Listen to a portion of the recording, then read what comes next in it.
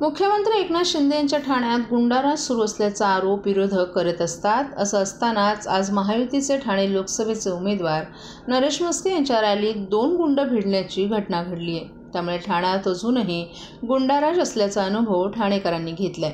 लोकसभा निवडणुकीसाठी उमेदवारी अर्ज भरण्याचा आजचा शेवटचा दिवस होता. त्यामुळे महायुतीचे उमेदवार नरेश म्हस्के यांनी तलावपाळी परिसरातून फॉर्म भरण्यासाठी मोठी रॅली काढली. ही रॅली बाजारपेठ मार्गे कोपणेश्वर मंदिर, चिंतामणी चौक अशी ठाणे जिल्हाधिकारी कार्यालयात गेली.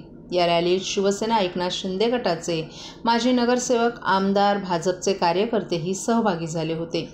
ही रॅली काँग्रेस कार्यालयाजवळ आली असताना अजय पासी, सिद्धार्थ उर्फ सिद्धू अभंगे यांच्यात बाचाबाची झाली आणि भर रॅलीत जोरदार हाणामारी झाली. विशेष म्हणजे या रॅलीत पोलीस असूनही ते फक्त बघ्याची भूमिका घेत होते. एकनाथ शिंदे मुख्यमंत्री झाल्यावर सिद्धू अभंगे हा शिंदे यांच्या अवतीभोवती वावरत असल्याचं पाहायला मिळतंय. त्यांचे मुख्यमंत्री एकनाथ शिंदे यांच्याबरोबरचे फोटोही व्हायरल झाले होते. विरोधकही ठाण्यात गुंडांचा वावर वाढला असून त्यांना खतपाणी घातलं जात असल्याचं, काम केलं जात असल्याचा आरोप करत आहेत. अशातच महायुतीच्या रॅलीत हे 2 गुंड भिडल्यानं गुंडांच्या जोरावर शिंदे गट ही निवडणूक लढवू पाहत आहे का, असा आरोपही आता होत आहे.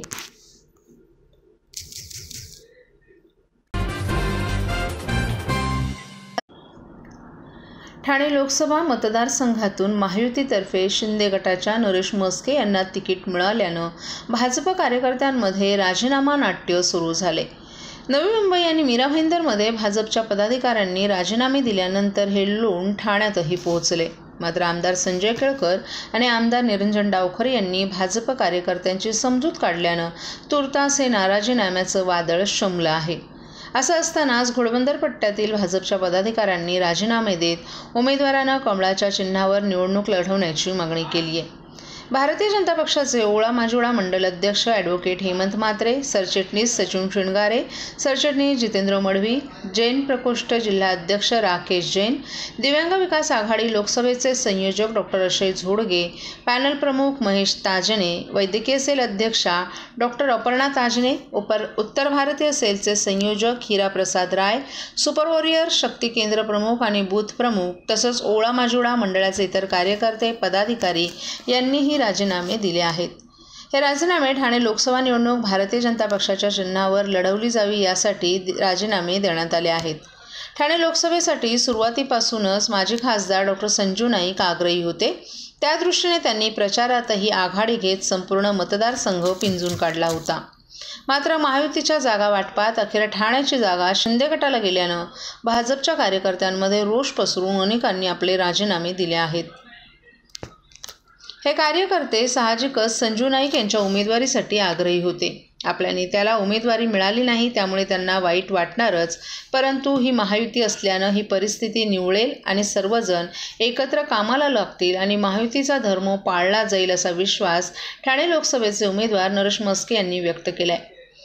गुरुवारी नवी मुंबईत नाईक यांच्या पदाधिकाऱ्यांनी नाराजी व्यक्त केली असतानाच त्याचे पडसाद उमटत असल्याचे चित्रही दिसू लागले. परंतु सर्वच जण महायुतीचा धर्म पाळतील असा विश्वास म्हस्के यांनी व्यक्त केलाय. म्हस्के हे गुरुवारी सकाळी गणेश नाईक यांची भेट घेण्यासाठी गेले होते. यावेळी त्यांच्या समवेत आमदार प्रताप सरनाईक, रवींद्र फाटक, भाजपचे ठाणे शहर अध्यक्ष संजय वाघोले आदी नेते मंडळीही उपस्थित होते.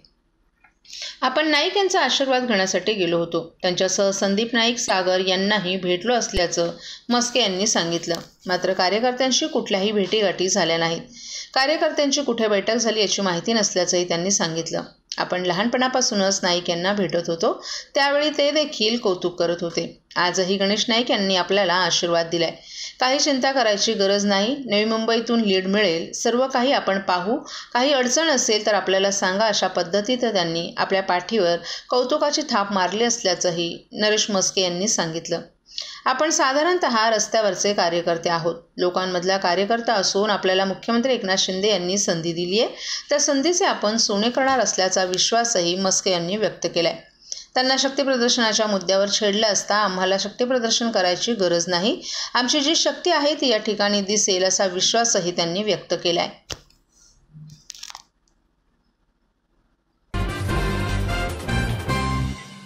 सर्व नागरिकांना आवाहन करण्यात येत आहे की सध्या डासांमार्फत पसरणाऱ्या डेंग्यू या आजाराचा प्रसार रोखण्यासाठी प्रत्येकाने पुढील प्रमाणे कार्यवाही करावी. डेंग्यू आजार एडिस इजिप्ती हा डास चावल्याने होतो. या डासांची पैदास साचलेल्या किंवा साचवलेल्या स्वच्छ पाण्यामध्ये होते. 8 दिवसांपेक्षा जास्त दिवस पाणी उघडे व साचून राहिल्यास त्यात डास अंडी घालतात.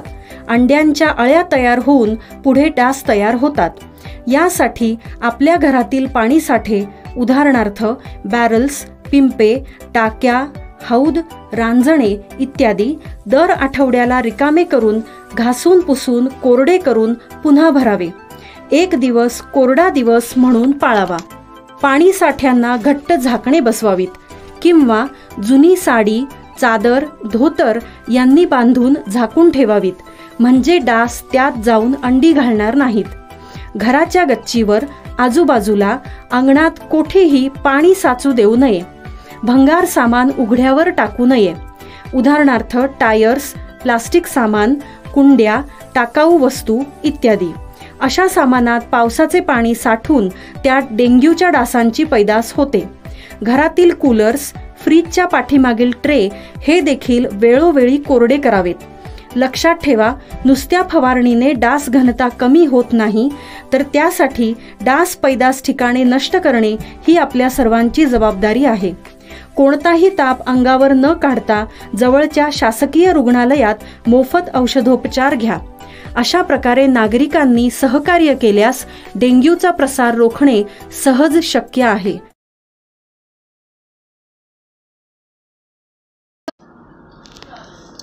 सराफाकडे 5 कोटी रुपयांची खंडणी मागितल्याप्रकरणी ठाणे मनसे अध्यक्ष अविनाश जाधव यांच्यावर गुन्हा दाखल करण्यात आल्याची माहिती समोर येते. मनसे नेते अविनाश जाधव यांच्यासह दोघांविरोधात लोकमान्य टिळक मार्ग पोलिसांनी खंडणी, मारहाण आणि कट रचल्याप्रकरणी गुन्हा दाखल केलाय. शैलेश जैन असे तक्रारदार सराफाचं नाव आहे. मात्र तक्रार दाखल झाल्यानंतर सूड भावनेनं आपल्या विरोधात हा गुन्हा दाखल करण्यात आल्याचं अविनाश जाधव यांनी सांगितलं. मिळालेल्या माहितीनुसार सोन्याच्या दागिन्यांचे व्यापारी शैलेश जैन यांनी वैभव ठक्कर याला झवेरी बाजार येथील JK ज्वेलर्स या कार्यालयात हिशोबासाठी बोलवलं होतं. त्यावेळी मनसे नेते अविनाश जाधव, त्यांचे सहकारी, अंगरक्षक आणि 6 ते 7 व्यक्तींनी पोलिसांसमोर जैन यांचा मुलगा सौमिल याला मारहाण केली. यावेळी जाधव यांनी उचलून नेण्याची आणि नुकसान करण्याची धमकी देऊन जैन यांना 5 कोटी रुपयांसाठी धमकावल्याचा आरोप करत पोलिसांमध्ये तक्रार दाखल केली आहे. सोन्याच्या दागिन्यांचे व्यापारी शैलेश जैन यांच्या तक्रारीनंतर वैभव ठक्कर आणि अविनाश जाधव यांच्या विरोधात पोलिसांनी गुन्हा दाखल केलाय. या प्रकरणी अधिक तपास सुरू आहे. दरम्यान सराफाच्या तक्रारीनंतर अविनाश जाधव यांच्यावर पोलिसांनी गुन्हा दाखल केलाय. याबाबत अविनाश जाधव यांनी माध्यमांना प्रतिक्रिया देताना लोकसभा निवडणुकांच्या पार्श्वभूमीवर सूड भावनेनं आपल्या विरोधात हा गुन्हा दाखल करण्यात आल्याचं सांगितलं. तसंच एका व्यक्तीनं फोन करून आपल्याला आणि आपल्या पत्नीला डांबून ठेवलं असल्याचं सांगितलं होतं. आपण पोलिसांसह तेथे गेलो असतो असंही जाधव यांनी सांगितलं.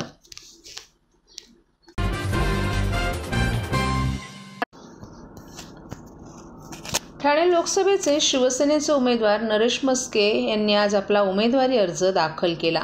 उमेदवारी अर्ज दाखल करण्यासाठी शिवसेना मध्यवर्ती कार्यालय येथून मिरवणूक काढण्यात आली. या मिरवणुकीमुळे तलावपाळी, राममारुती रोड, नौपाडा क्षेत्रात मोठी वाहतुकीची कोंडी झाली होती. सकाळी कामानिमित्तानं बाहेर पडलेल्या नागरिकांचे यामुळे हाल झाले. ठाणे लोकसभेचे शिवसेनेचे उमेदवार नरेश म्हस्के यांनी शुक्रवारी आपला उमेदवारी अर्ज दाखल करण्यास निघाले. ठाणे लोकसभा मुख्यमंत्री एकनाथ शिंदे यांच्यासाठी प्रतिष्ठेची असल्यानं सकाळपासूनच शिवसेनेचे शेकडो कार्यकर्ते ठाण्यातील तलावपाळी येथील मध्यवर्ती कार्यालयाबाहेर जमण्यास सुरुवात झाली होती. दाखल करण्यापूर्वी शिवसेनेच्या वतीनं मिरवणूकही काढण्यात आली. ठाणे शिवसेना मध्यवर्ती कार्यालय, बाजारपेठ, ठाणे जिल्हाधिकारी कार्यालय अशा मिरवणुकीचा मार्ग होता. नवी मुंबई, मीरा भाईंदर, ठाणे या भागातून मोठ्या बसगाड्या ठाणे शहरामध्ये यामुळे दाखल झाल्या. परंतु याचा परिणाम शहरातील वाहतूक व्यवस्थेवर होऊ लागला. या बसगाड्या गडकरी रंगायतन परिसरात उभ्या करण्यात आल्या होत्या. त्यामुळे या मार्गावरील वाहतूक पोलिसांनी बंद केली होती. शिवसेनेचं मध्यवर्ती कार्यालय हे शहराच्या महत्त्वाच्या मार्गावर असल्यानं तलावपाळी, राममारुती रोड, नौपाडा, गोखले रोड आणि टेंभिनाका या भागात वाहतूक कोंडीचा सामना ठाणेकरांना सहन करावा लागला. ठाणे शहरातील विविध भागातून सकाळी कामानिमित्त नागरिक वाहतूक करतात. परंतु या वाहतूक कोंडी झाल्यानं नागरिकांचे हाल झाले. अनेकांना वेळेत कामाच्या ठिकाणी पोहोचता आलं नाही. वाहतूक बदलामुळे पोलिसांनी नागरिकांमध्ये वादाचे प्रसंगही उद्भवत होते.